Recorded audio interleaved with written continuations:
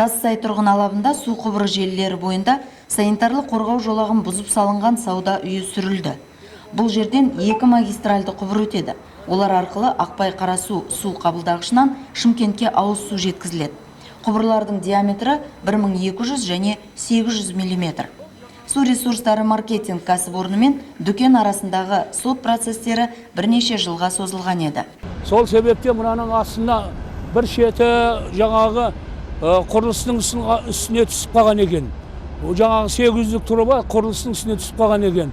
Содан жаңағы водоканалдар біздің жаңағы түскеннің себебіне байланысты сотқа 2022 жылы сот болып, соның шешімімен жаңағы осы бұзылу шешімі шыққан.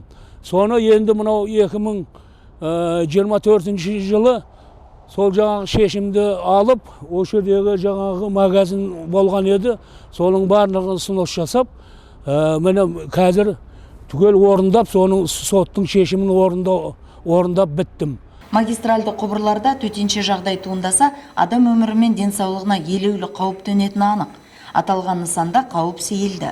Бұл жағдай күрделі нысандарды салу кезінде инженерлік коммуникацияларды, олардың қорғау белдеуін елемейтіндер үшін сабақ болуы керек. Жібек жолы Бабашұлы көшесінің қиылысында орналасқан Тассай сауда орталығы атымен белгілі күрделі құрылыс объектісі толығымен мәжбүрлі түрде бұзылып, меншік иесі тарапынан біздің талаптарымыз толығымен орындалған. Қазіргі уақытта тараптардың бір-біріне ешқандай наразылығы жоқ. Сондықтан да тағы да қала тұрғындарына еске сала кетеміз.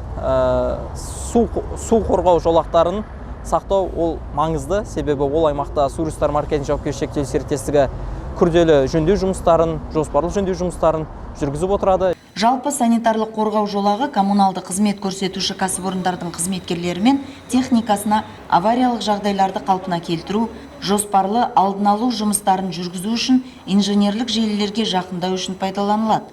Бұл ретте Су ресурстары маркетинг жауапкершілігі шектеулі серіктестігі санитарлық қорғау жолағының бұзылмауын қатаң қадағалайды.